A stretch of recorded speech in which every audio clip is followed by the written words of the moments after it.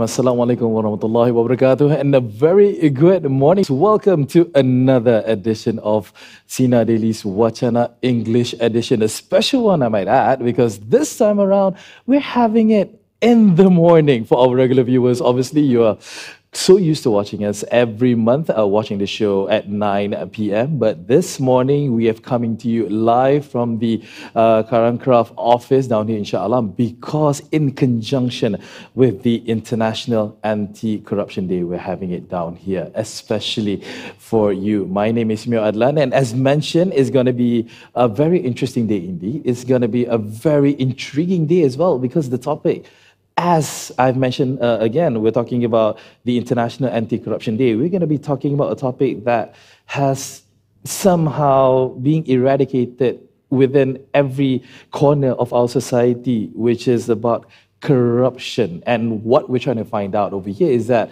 we want to dive deep into it in really understanding what we need to do, whether instilling better values or maybe having sterner laws to prevent these from happening again. So thank you so much for all of our fellow viewers who are watching us live right now on our socials, as well as Sinar, as well as Raswa Busters as well this time around. So, as mentioned, the topic is corruption-free generation, values versus law. Which one should we look more into? Should we take one above the other, or should we run both together at the same time? And to discuss this topic even further, we have three special guests that we have brought to you down here. On my left, we have from the Ideas, she's the Ideas Senior Manager, Democracy and Governance Unit, Miss Ira Azari. Miss Ira, Assalamualaikum. Waalaikumsalam. Thank you so much for being with us. My pleasure. All right, and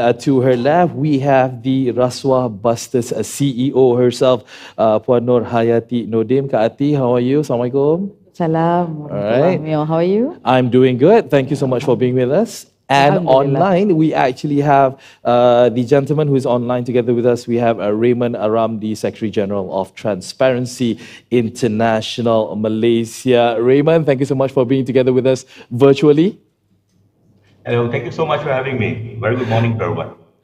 All right. Okay, so cool. We are definitely going to be diving into the whole discussion today, and it is also a bit of an exciting thing as well, because normally when we do this, we're only going to be speaking to the camera, to our fellow viewers who are watching us online. But today, specifically for today, we actually have lots of people down in the studio, our live audience. Thank you so much to our beloved audience for coming down and witnessing this discussion this morning. Do take note that towards the end of our session today, we will be holding a Q&A session. So should you have any questions to our panelists, feel free to ask them at the end of our blog today. This is all for the future of Malaysia, as what we want a better Malaysia moving forward. Right, so let's kick things off. I'm going to be asking all of our panels a very simple question. Let's start with Ms. Ira, first of all. Ira, is it actually adequate when we talk about legal measures to curb corruption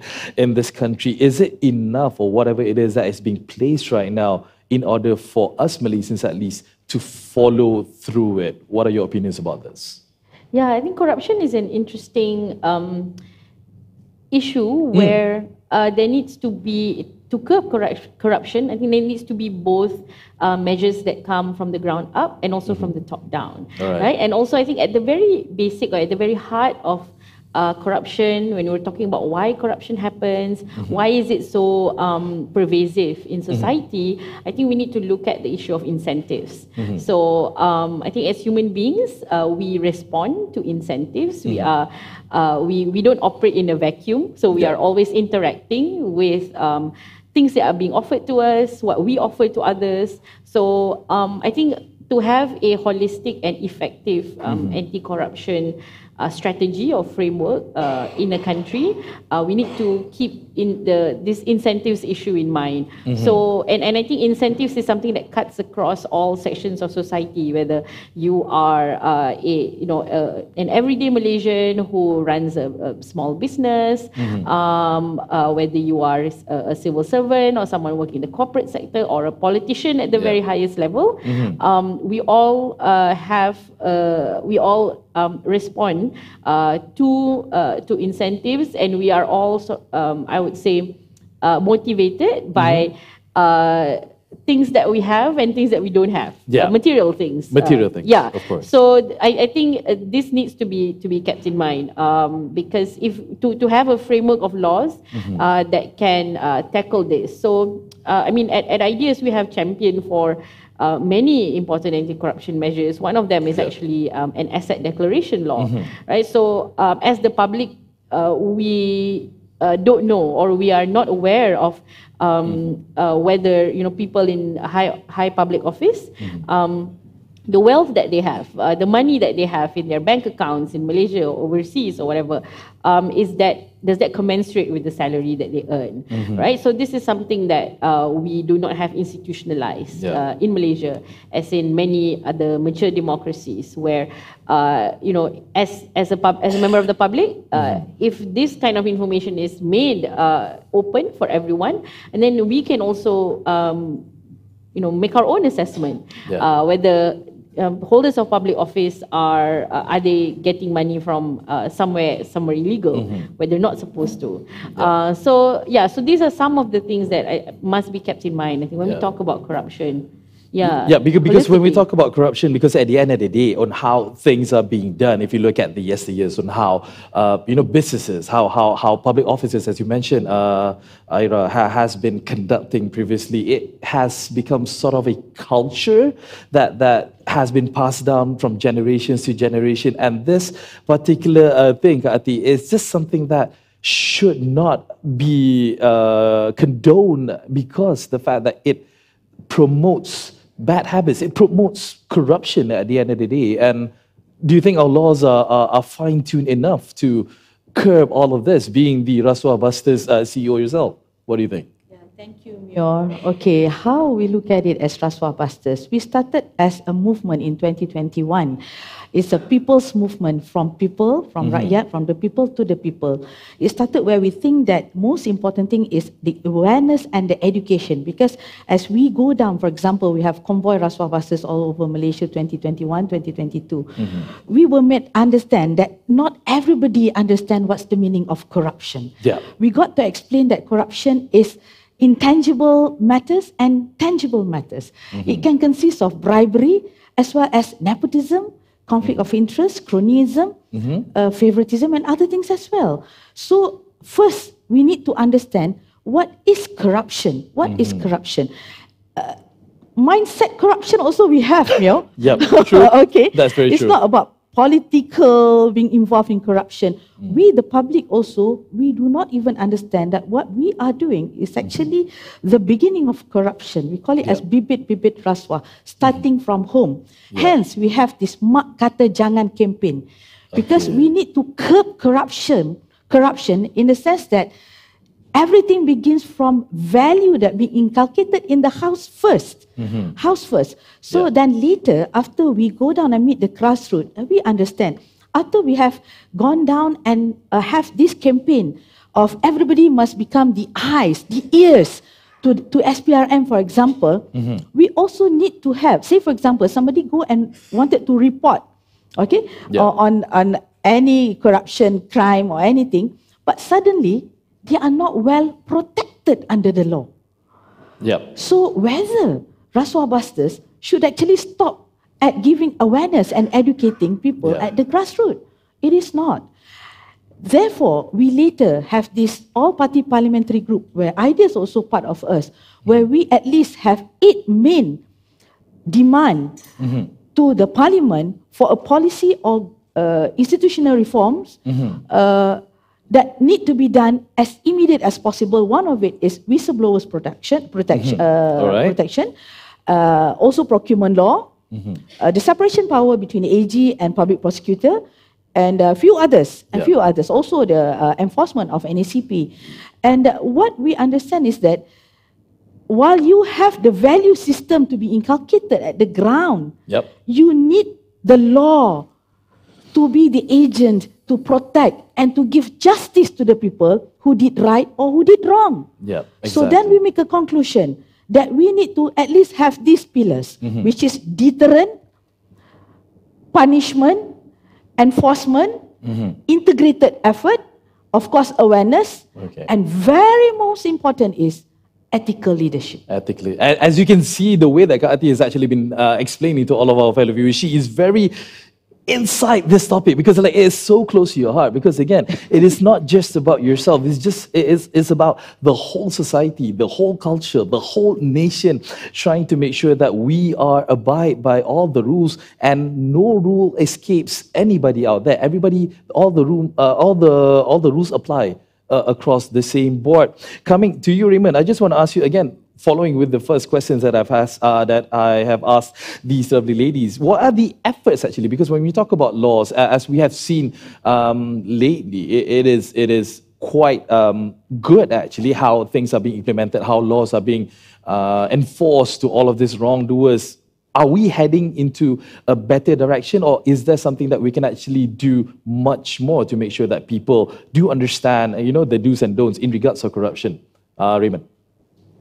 Thank you for the question, Meor.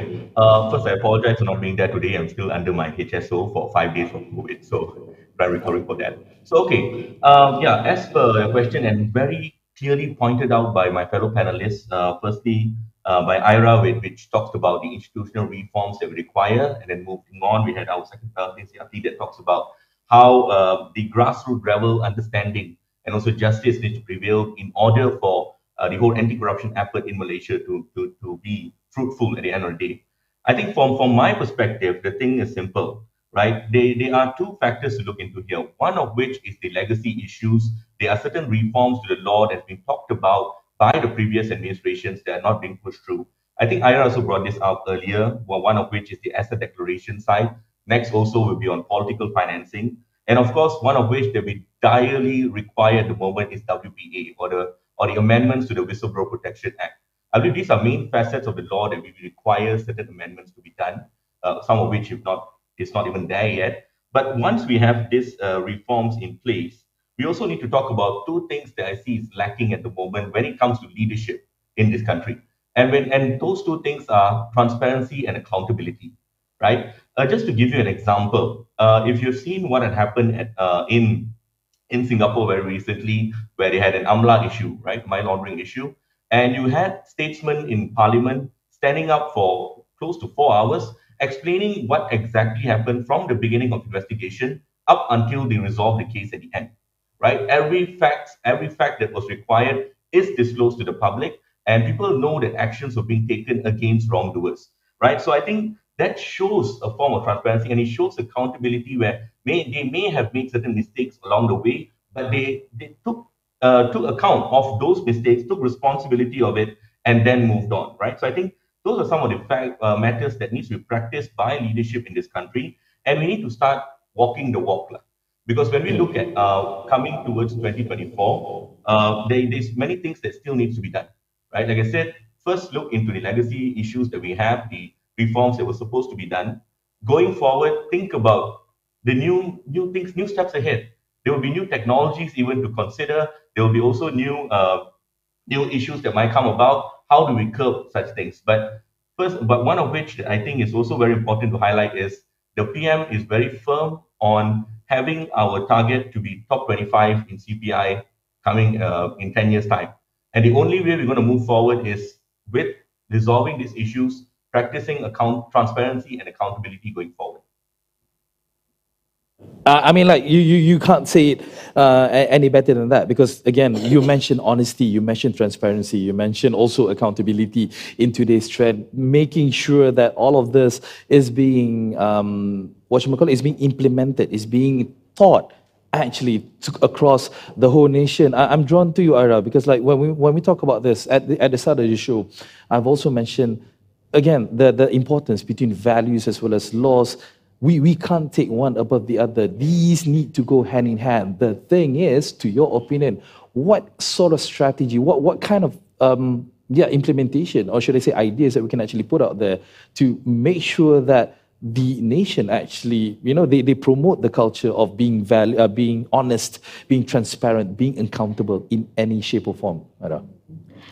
Yeah, I think again when we talk about corruption, when I spoke earlier about the how corruption permeates all levels of society, I do think there are different strategies that we can look at when we try and see how to tackle corruption at every level, right? So what Rasuah Busters, what Kak Yat shared, what Rasuah Busters has been doing, I think, is excellent in terms of tackling the issue really at the grassroots level. Because when I mentioned incentives, the incentives for people at the grassroots level and for very powerful politicians are different. Right, and also when we look at people on the ground at the grassroots level, a lot of corruption issues or a lot of issues that we would call as a favoritism or cronyism or conflict of interest is actually also related to poverty, say, right? And a lot of people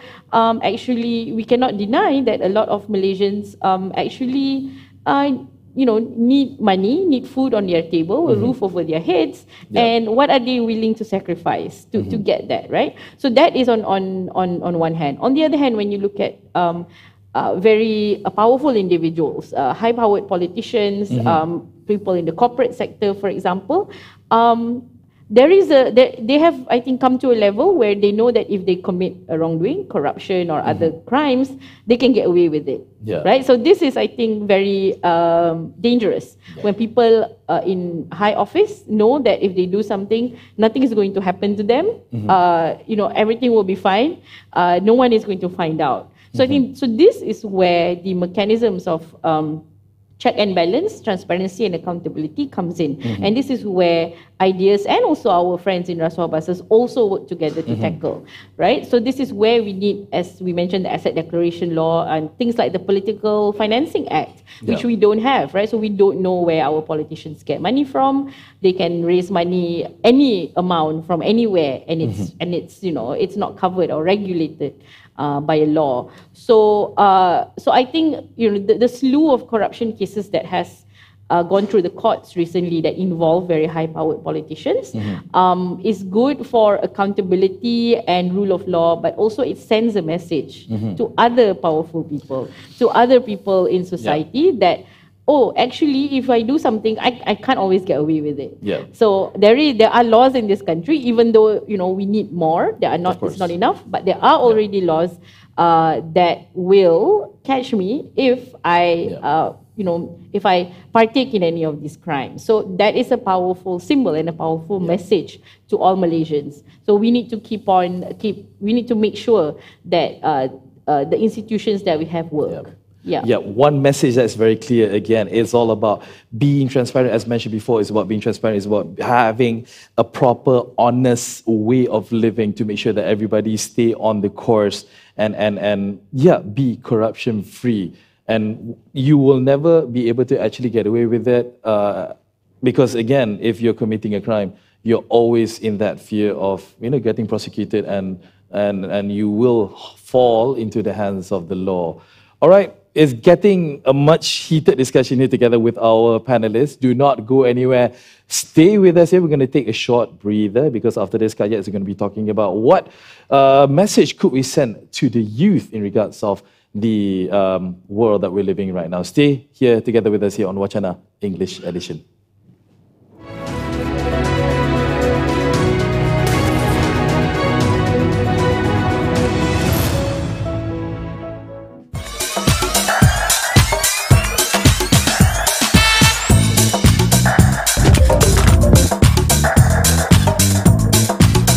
Currently, I am at a 3-part session. Addelan. I can't even remember it.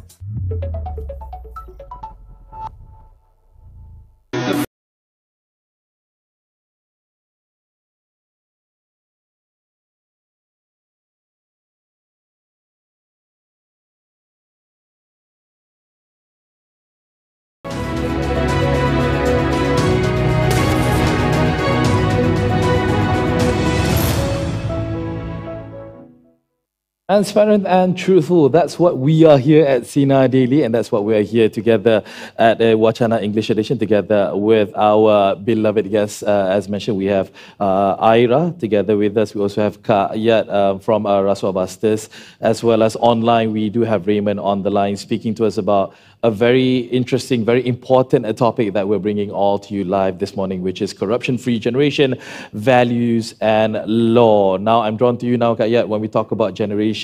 Of course, we, as you mentioned also repeatedly as well, we have to go from the grassroots. We need to make sure that not just the adults, not just the professionals understand what corruption actually is, what needs to be done, but we also need to go down to the whole nation, especially when they're young, to instill those emotions, those knowledge, to make sure they really understand. My question to you is, how can the public right now get themselves actively involved in the fight against corruption through transparency? Because again, I have to say this, at the end of the day, sometimes corruption is sweet with all the rewards. How would that go? Okay. Three very important formula when we talk about corruption. Sure. Execute, execute, Okay. execute. All right, it's the same thing, but mentioned 3 times. Okay. Okay, all right. Because when we're talking about like integrity, which can protect us from being corrupted, Yeah. it's all about integrating your talk and Okay. your walk. All right. As simple as that. And involving the corruption, developing a corruption-free generation, we have at least another 6 formula, which is, I hope the youth here with us today can actually concentrate and make sure that this happen. To ease everything that we are having, we are facing, the problem, everything today. Number 1 is collaboration. You can't do everything alone. By yourself, no. By yourself cannot. Even Rasuah Busters with 540 coalition of the willing among government, non-government sectors, private sectors, corporate sectors, we just can't do it all alone. We need to have TI, we have IRA, those who are familiar and expert in policy making process. Number 2 is actually coordination. You can have a great collaboration, but if you do not coordinate, you can have MECC is doing one thing, IIM is doing another thing, Right. the government is doing another thing, the police department is doing another thing. So coordination is very, very important because we don't want to work in silo anymore. Right. And then we need to connect the dots. I think everybody has been doing the best in their own capacity, but we really need to connect the dots, of All right. course.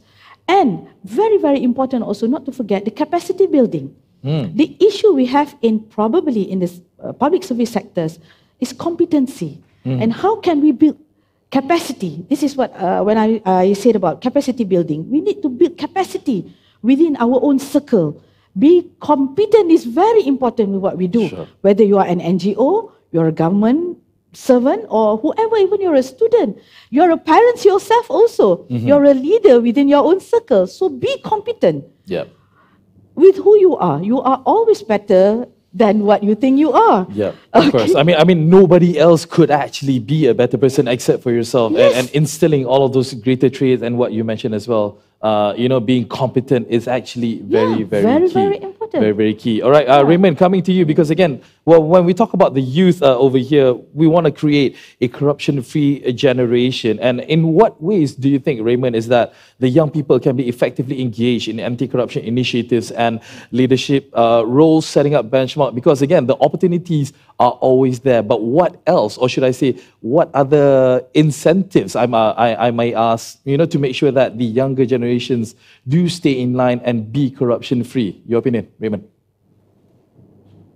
Yeah, thank you for the question. Now, looking at the field that I'm in as well, because I'm in financial forensics, right? It's not as exciting as it sounds, but then again, we need to create incentives in the sense of, as was mentioned just now, on capacity building, right? Making sure that the programs related to anti-corruption, related to integrity building, is incentivized. I mean, it's given, such programs are being put in place, and opportunities are given to a younger generation for them to join and to have it. To make them understand the importance of it going forward and why would they need to get engaged in such programs, how they will be a demand nature.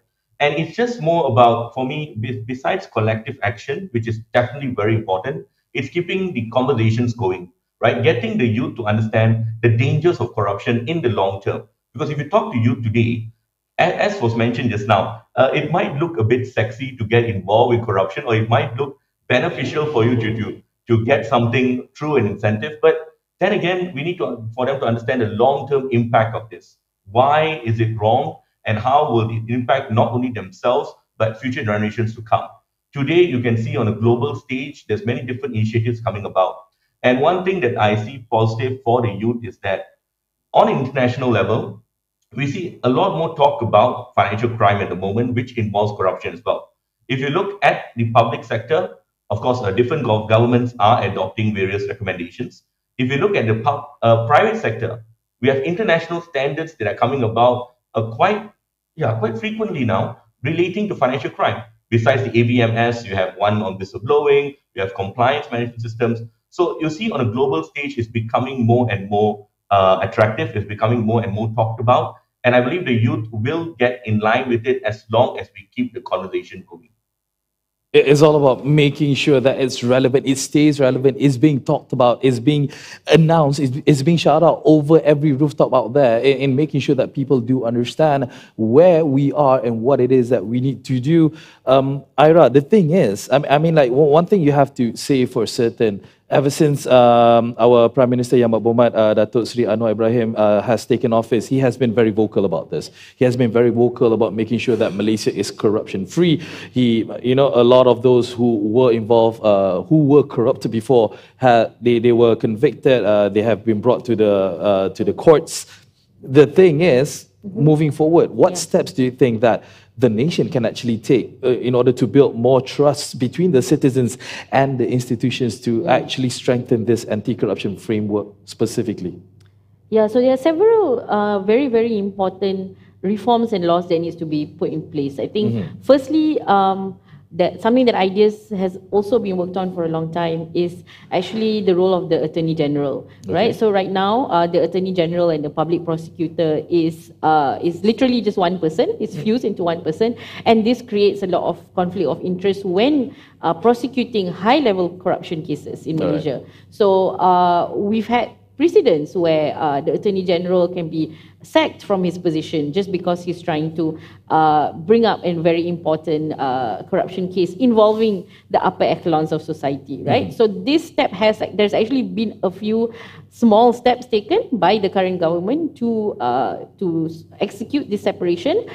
It will take a while because it requires constitutional amendments and law amendments and all that, but I really hope that this is prioritized and really be the focus for the next few years. Number two, we already talked about the Political Financing Act. Again, there has been very small first steps taken to table this law, which has already been talked about for the last 7 or 8 years or so. So it's high time that Malaysia is serious about this. We are one of the few countries in the world that does not have regulation for political funding. And the other, maybe one or two more is the provision on asset declaration and also strengthening our Whistleblower Protections Act, which we already have, but still has some weaknesses and loopholes.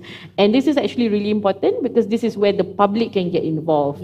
If you detect that some corruption is happening in the place that you are working at, in your institution, in your department, this is something that Malaysians can use. But right now, it needs to be strengthened and normalized among society. Yeah, exactly. That's what I wanted to jump in right now and going to Kayat. Again, you mentioned earlier in the first block as well, Kayat, in regards of whistleblowers. These guys are just individuals or people. They just want to have, they want to work in a good environment. They want to work in an environment where it is corruption free, where everybody is given the equal opportunity, equal chance, so on and so forth. Is it that vital for us to really take care of this whistleblower? Because again, a lot of people, they're afraid to actually come forward because, again, of the consequences that may happen upon them. May it be physical, may it be mental, may it be, whatever it is. So what are the steps that at least the government could actually look into to safeguard the whistleblowers out there? Or should they be guarded anyway, you think? Of course, they should be guarded. But why such protection is given by the Act is, of course, because we want to encourage more people to step forward and report on any act of corruption, because why we need to control. We don't want the. We want accountability in whichever institution, whether it's in the government or a private sectors. So and transparency is very important. It's on the company accountability or government accountability. We have so many cases where actually the money flows everywhere. Money flows everywhere and it can't be controlled. And everybody knows about it, but they can't do anything about it.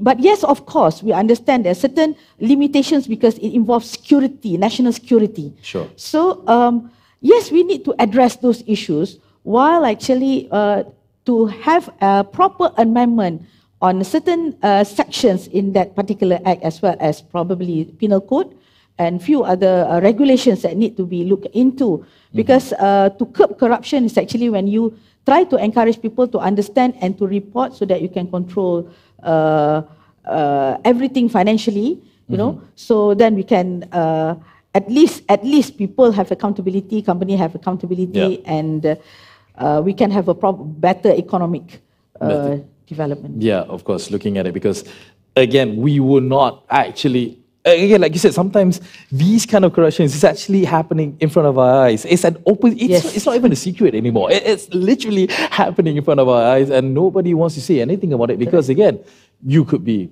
a part of it, or you could lose your job. You could literally lose your job because the fact that you're not a team player, which is not fair anyway, because these guys need to be protected as well. Raymond, coming to you, speaking about laws being protected and whatnot, what are the steps that can be taken actually by law enforcement agencies to strengthen the effectiveness of every investigation and prosecution of corruption cases? As mentioned by Ara earlier, the problem that the AG and the public prosecutor may have. What are the things that can be done to ensure that the strengthening of the law, comes in play? Raymond. Yeah, thank you for that. I think it's quite encouraging that we see action is being taken by on those at the top at the moment, and then there are, of course, recommendations that the appointment of the chief of MACC is to be done under a Parliament Select Committee. Moving forward from that, I would like to actually touch back on the importance of whistleblowing that was brought up just now. And I've always had this understanding that in order to encourage whistleblowing, or in order to encourage tips to come about for investigation, you need to have tip first. And when we say, well, what I mean by that is this: you need to have trust, independence, and protection, right? Trust, independence, and protection. Now, when we say trust, there should be trust of the public to trust the system enough that when they make reports, action would be taken against those involved. And of course, moving forward, they would get feedback and they would be accorded what's required. Independence, on the other hand, is whether the unit that is investigating is independent of the administration, right? So you've got to make sure that that's in place as well. Lastly is the protection that's accorded. As I mentioned just now, it also was highlighted by Ira as well, that amendments is required to our Whistleblower Protection Act in order to ensure that protection can be given and the right agencies are there to take in those reports. So if you ask me, going forward, it's encouraging to see that the law enforcement is taking action for those at the top. There's also many different cases that's coming about, not only with the public sector, private sector, now even charities that we can see having elements of money laundering, elements of corruption and whatnot that's being investigated. So that's quite positive, but we need to keep the momentum going. And it's only when we keep the momentum going can we achieve the target set by our Prime Minister now. Making sure that the momentum keeps on going and going, especially when we talk about the grassroots, especially when you talk about the youth of Malaysia specifically. Again, the fact that we were brought into a culture where it has been a norm.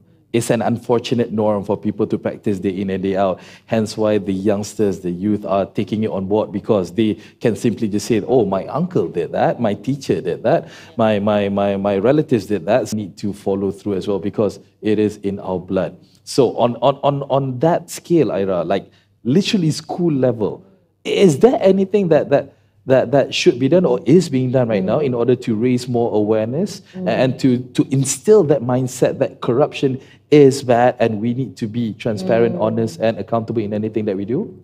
Yeah, I think when we talk about school children, I think that's really interesting, right? Because on one hand, I think school children are very absorbs, I guess, knowledge and values they're like sponge. very easily, like sponges.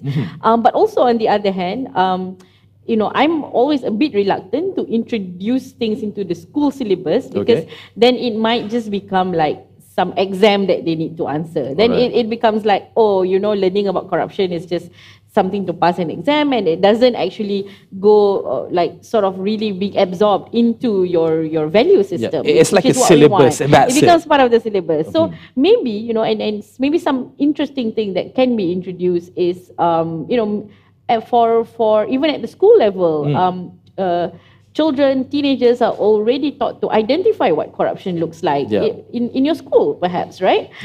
So as we said before, when teenagers look at teachers, school administrators, if they partake in corruption practices and they can't do anything about it, then that becomes normalized, right? So they say, oh, you know, what can I do? You know, the person is a really powerful teacher or a really powerful school administrator. So, you know, perhaps there needs to be some kind of education where school children are being taught to identify what corruption looks like in your everyday life, in your surroundings, and there is a mechanism to address that within the school system, within the education infrastructure in general. So maybe that is something that is interesting and can be introduced. And Kaya, do you concur with what Iris mentioned? Yes, definitely. So of course, because one of our market segment are school children, and we understand and we believe that educating the people or education itself, inculcating the values is not only through formal education. It could be non-formal, it could be informal. So we do have KIAR, this anti-corruption syllabus or subject at the university level. But in primary school, secondary school, we don't actually have a proper topic. What last time we do have like tata rakyat or moral subject.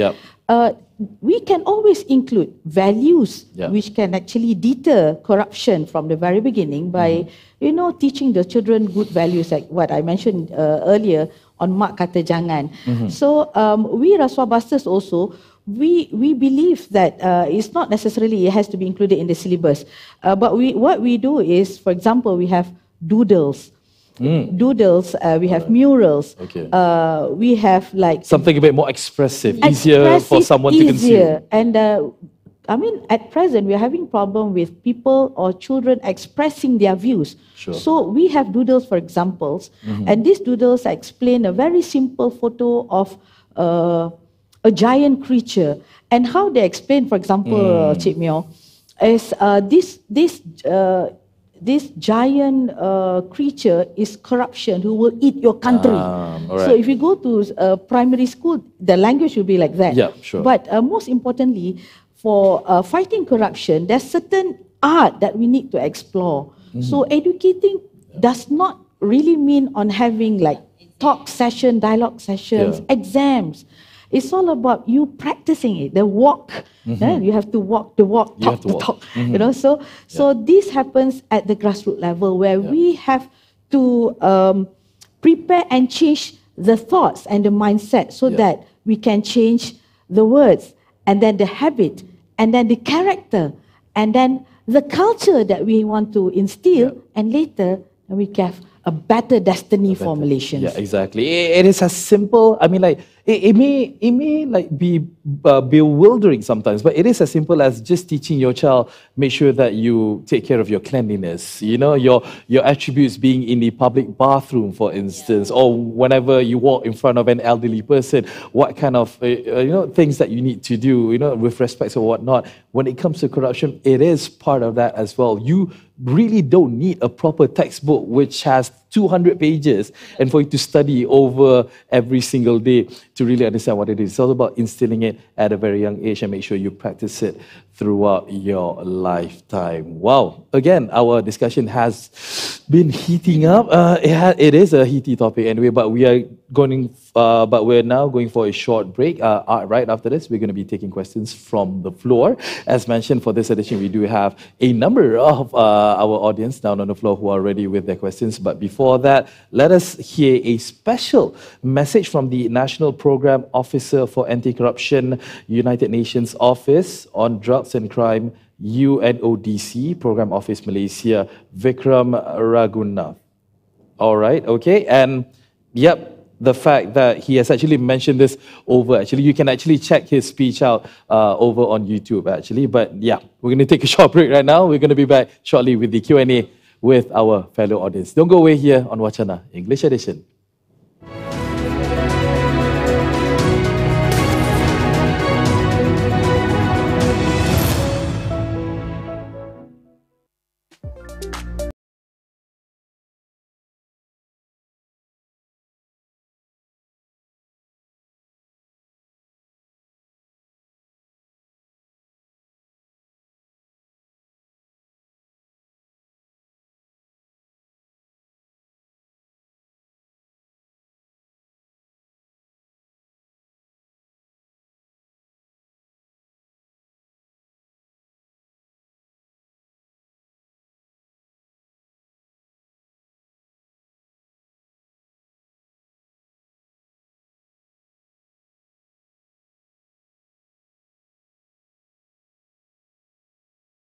All right, we're back.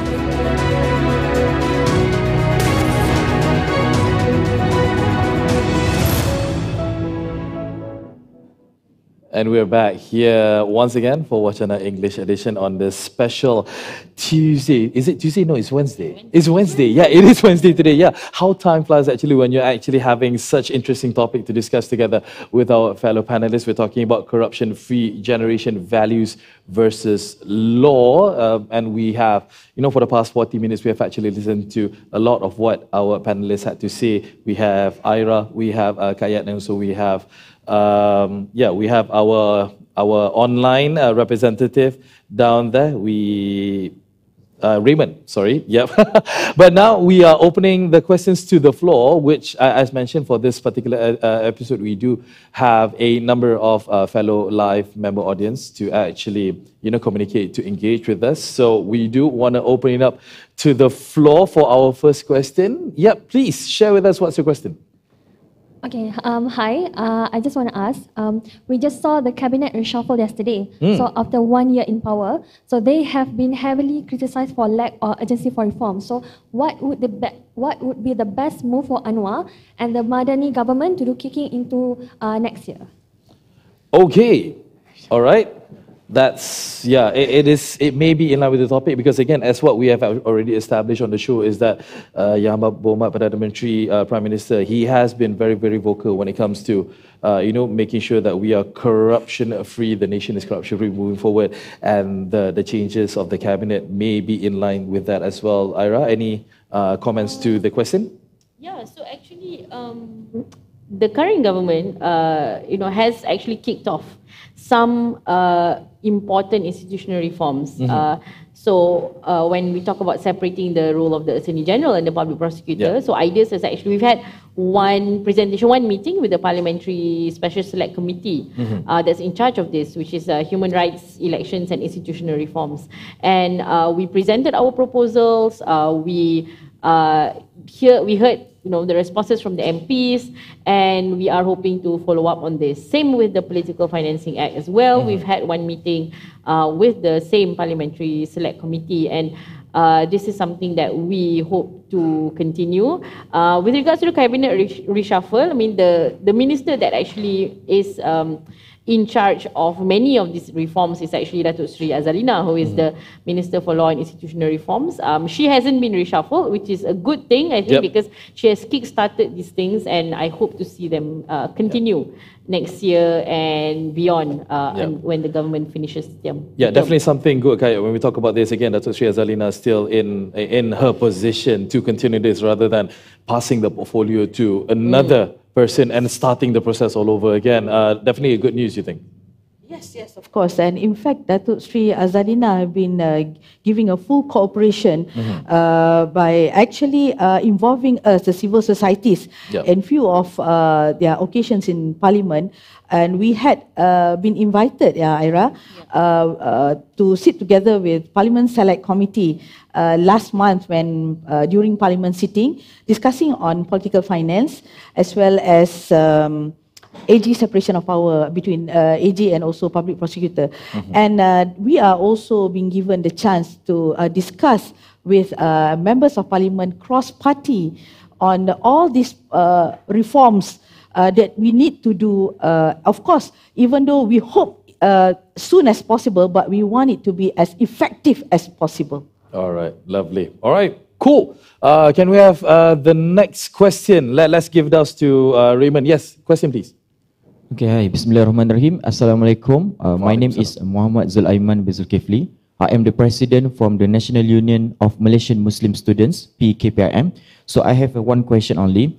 So we always talk about the government and corruption, but many don't realize that the people are participating in the process maybe from the corporate world or from the youth organization. So the question is, how can we make the people realize for this issue? Thank you. All right, thank you so much. Yeah, I think that question is catered for Raymond about that. Raymond, how can people make that realization that this issue is still, in around and still amongst us, and how we can, help to make that realization? Can I have the question again? Okay, the question is how, with the association with the government, with the mix of the private institutions as well, corruption is still around, and how important it is, or how we are actually able to actually raise this issue even more, making it the highlight to make sure that a lot of people are aware of this and wanting to make a change for a better situation. Raymond. I think, thank you, Meor. I think the issue here is that we don't see the long-term consequences of corruption per se. We don't see the long-term consequences of such arrangements being done. So it's best to highlight what can happen going forward if we do not curb certain issues. Legal reforms is one thing, but besides carrying out legal reforms, we also need to have those at the top walking the walk, right? Because like I said before, a lot of talk has been done on where we are going towards, but how are we going to get there? That's more important, right? As was mentioned by the other panelists earlier, the doors are open today. Yes, we do have more receptive ministers, more receptive lawmakers who are listening to us, but we need those reforms done first, right? We need those reforms to move as we go forward. If it does not move, the perception of the public will remain the same. We won't have our target for CPI to come up. We won't have the encouragement or the trust being developed from all parties, either it's from the grassroots individuals or from the other institutions, private sector, or even the civil servants themselves. So you've got to make sure that the administration walks the walk, and the reforms that have been planned out much earlier is carried out, and we look forward towards what's coming. I think that's most important. About walking the walk, talking the talk, and not just leaving it on the porch somewhere for it to be passed down to the next generation or to the next person. It's about literally taking it in your stride and wanting to make a difference and wanting to, enact that difference moving forward to be a better person, to become a better Malaysia. Right, we got the next question on the mic. Yes, please. Hi, good morning. My name is Sangeeta and I'm from C4 Center. As previously mentioned by the panel, incentives tend to look a little differently depending on which end of the role you're in. So my question is a two-part question. In your opinion, to what extent do you think incentives are able to ensure accountability, and what do you suggest as an alternative in the case where incentives might fail to meet their objectives? Thank you. All right, Kak Yat, somehow, you want to pass it to Aira first? Okay, Aira? Okay, about the incentives. Okay, where do you draw the line? Yeah, this is a complex question. I think we can have a whole forum, day forum. We can have 6 hours about this topic, just this alone. Yeah. But I think for ideas, because I work more on the institution side, right, rather than on the grassroots, on the public. So I think with people in high positions of power, you know, they sometimes we are a bit baffled, right? Why do they partake in corruption? Why do they take bribes even when they are already very rich, right? Already earning big salaries, already have, you know, millions stashed in bank account somewhere. But like I said earlier, I think when at that level, you know, people are incentivized to you know, add more to their wealth, because number one, I think that again there's just a lack of accountability, lack of punishment, and also because there is a lack of legal framework that where the public can scrutinize the amount of money or the assets that is that they hold. So this is twofold, and you know, I think we look at the big corruption cases, right? Things like 1MDB, for example, is a so-called, is kind of like a success story because they didn't get away with it. Someone is in jail, and you know, there is that accountability mechanism. But do we really need another 1MDB to happen before we want to really take this very seriously? So I think to curb that incentive at a very high level, so that those accountability mechanisms need to be foolproof. And this is what civil society is trying to do, trying to improve the laws that already exist and try to introduce new laws that we need to ensure that the punishment side, the accountability side, also is there and is intact. And maybe I just touch on one more thing, which is I think that there, in Malaysia, I think there is also another culture which can be quite negative as well, which is I think there is a perception that people in power, politicians, need to be rich or have a lot of money. So when we have this perception, then again we normalize it. We're like, oh, of course he has like 10 sports cars and like, you know, 6 mansions because, he's a politician. Politicians are rich, right? So I think this is problematic, okay? We need to look at people in power, politicians, public officers as people who work for us, who have a public duty to carry out their work. Their civic duty, with integrity. So there needs to be a change in that mindset as well. Of course. All right. We have come to the last question. We want to open up to the floor. One last questions that we have. Sir, please. Hi, my name is Ahmad, and I'm just an ordinary citizen and a very concerned one. There was a statement by the Sultan of Johor the last few days with regards to, he said, among which he said he will hunt down all those involved in graft, and he wants SPRM to be governed by him. What do you guys think of this statement, and how does it affect our life in the near future? Thank you. All right. Thank you, sir. Wow, that's actually a very heavy there. So, Kak Yat, again, being Rasuah Buster CEO, the floor is yours. What do you think about that statement given by the Sultan of Johor? Okay. Then maybe I can combine to answer both. Okay. Last question, sir. Thank you. Mr. Raymond has mentioned about trust, independence, and enforcement. Now, that judiciary independence is very important in order to combat corruptions. Now, the separation of powers between AG and the public prosecutor is something like a dilly-dally game. It's going on with no clear-cut line. That is one, okay? And the next question is for Nurayati. She was telling, our CEO of Rasuah Buster, she's telling about, you know, Ma kata jangan, is okay. But the Kaum Hawa has to play their role. Because of that, if they don't guide properly, the husband make the mistakes. They become more greedy, this and that. Okay. So they have to play this role. So the ethical leadership should start at home. And then any of our family members take the bribe, the family himself must send them to jail. All right. Thank you, sir. Thank you. Wow. All right. Wow. Okay. All right, so which question would you like to take? I actually hear a three-parter over there. Maybe we can go to Raymond first. Maybe Raymond, you want to talk about the statement that the Sultan actually gave out, do you have any comments about that, about him wanting to become the head of MACC moving forward? What do you have to say about that, Raymond? I think at the end of the day, if we see the chief commissioner is appointed by the Agong, right? But we need to understand what mechanism is being talked about here. So I wouldn't really comment yet on how it can be implemented. But I would like to comment a bit on the second part of the question just now, where we talked about the separation of power between AG and public prosecutor, right?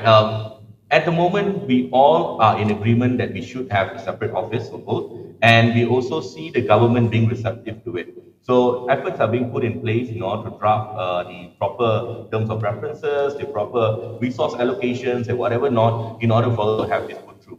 But I truly agree with the statement that was made earlier, that we need this to be done at the highest level in order for us to preserve the sense of accountability and transparency of our judiciary going forward.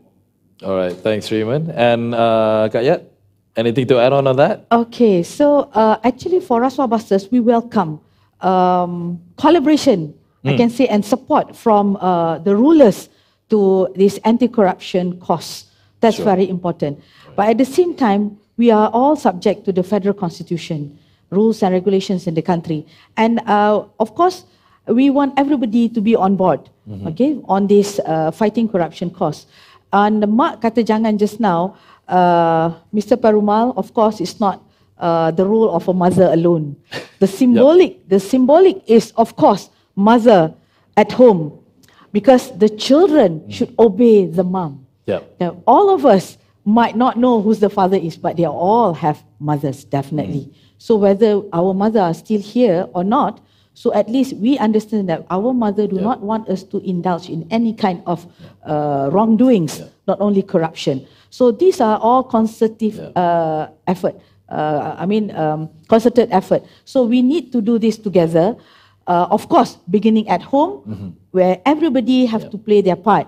And inclusivity is very, very important. What we need to shout out there is that do not live or do not become a short-termism. Do not become a short-termism. Every one of us. So the issue here in Malaysia among us maybe because we do not really think of the effect of corruption. Okay, the consequence of corruption. Or, they don't see in a short-term thing. Everybody's living in presentism, you know. So corruption is something is not going to affect you in a very, short period of time. It will come back to you. The karma will come back to you in a very long term. You know. So this is what we need to tell the children why we have to stop doing wrong things from the beginning. From the beginning, because at the end of the day, when we talk about households, it's not just the mother who's involved, the father, the grandfather, the grandmother, the brothers and sisters, everyone out there. It's an ecosystem that everybody is a gear basically where it runs together. It needs to work smoothly amongst each other so that everything is being catered to as well as they possibly can. We're running out of time. Oh my God. Again, I honestly thought that we could actually add another hour here, but I do want to give a chance to Ira one more time to just give a brief summary on the topic over here, because again, we've been talking about where do we stand between law and culture, and how do we actually bring them together, which one we need to bring forward. Ira, last words to you. Yeah, I think, it's important for us to keep in mind that to tackle corruption is multifaceted. It starts from the family, but I think as members of society, we need to continue pushing and advocating for institutional reforms to make sure that there's greater trust between us and also the institutions and also the people running the country, so that I think as a whole there can be a better and well-strategized effort to tackle corruption at every single level. Yeah, in every single level. Because at the end of the day, nobody wants to live in a corrupted nation. Nobody wants to live in a corrupted family, let alone a nation for that matter. Hence why everybody needs to pick up their part in order to make sure that people do stay in line is being instilled from the get-go, from the grassroots, from the family, right up to the schools, to the colleges, to organizations, and to the government. ultimately. Thank you so much to our guests who have been nothing but delightful throughout the whole session over here. We have Ira Azari, the IDEAS Senior Manager, Democracy and Governance Unit. We have Kak Yat Nur Hayati Nordin, the Rasuah Buster CEO and online. We have Raymond Ram, Transparency International Malaysia Secretary General. Thank you so much to all three of you for joining us on today's show. Yep, that has been it, ladies and gents, fellow viewers. Again, very, very encouraging and very, very, very good talk, I have to say, in regards of this. Again, it's all about wanting to live in a corruption-free world. Everybody wants to get in front of their lives, making sure that they get the best in whatever it is that they can. As long as you do it proper, as long as you do it well, everything should be okay, inshallah. Now, before we end on today's episode, as mentioned, this special Wacana English Edition episode, I would now like to invite to the stage our beloved chairman, Yang Berbahagia Datuk Husamuddin Yaakob, to come out to the stage to officially launch the anti-corruption festivities, which is taking place today and tomorrow here at the Karangcraft headquarters down, inshallah. Ladies and gents, give Datuk a big round of applause. Datuk, please. Silakan. Ya, please, Datuk.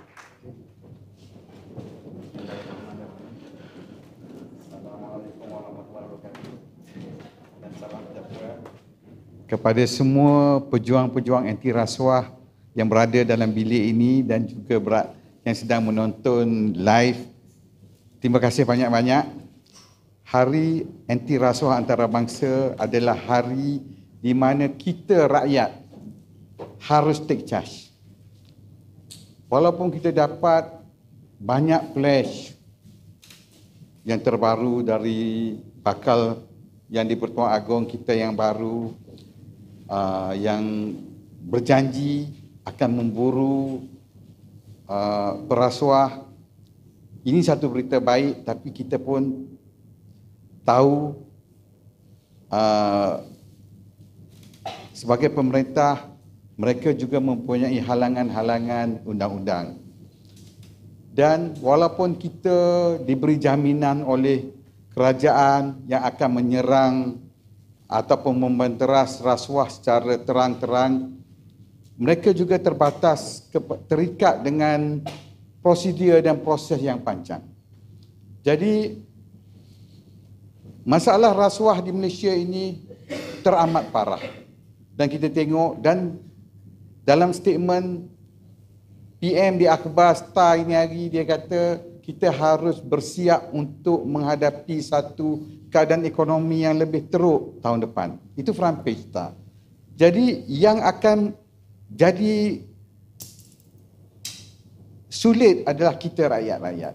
Jadi sekarang saya kira di hari anti rasuah antarabangsa ini, kita sebagai rakyat harus take charge di mana kita mesti menambah iktizam kita untuk menentang rasuah. Kerana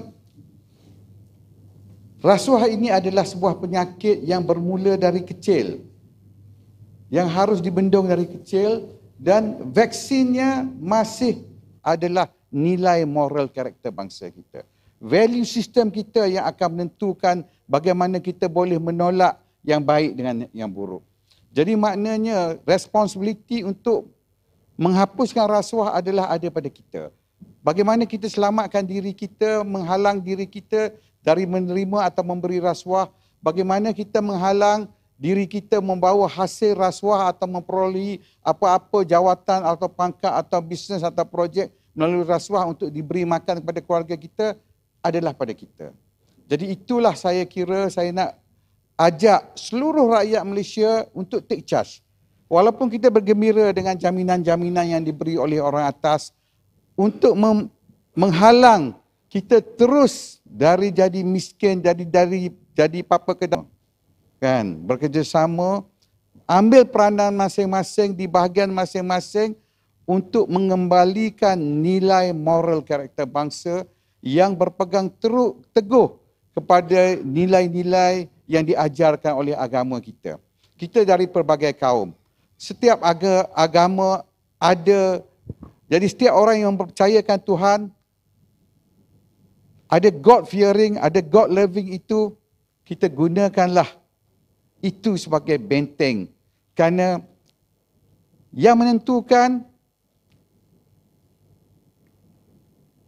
baik atau buruk itu adalah hati kita, fikiran kita.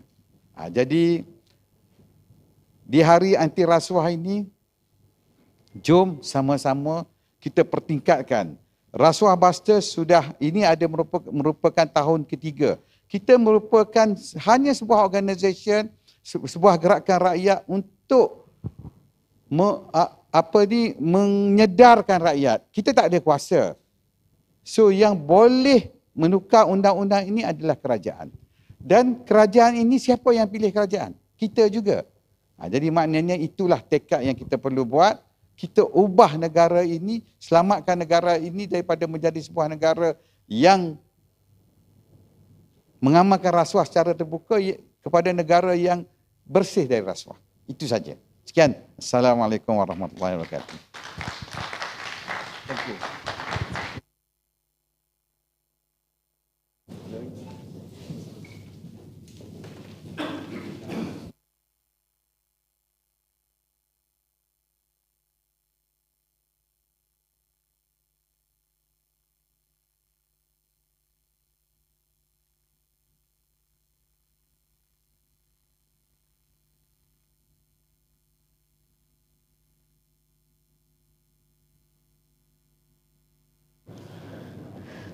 Aira dengan. Okey. Assalamualaikum warahmatullahi taala wabarakatuh.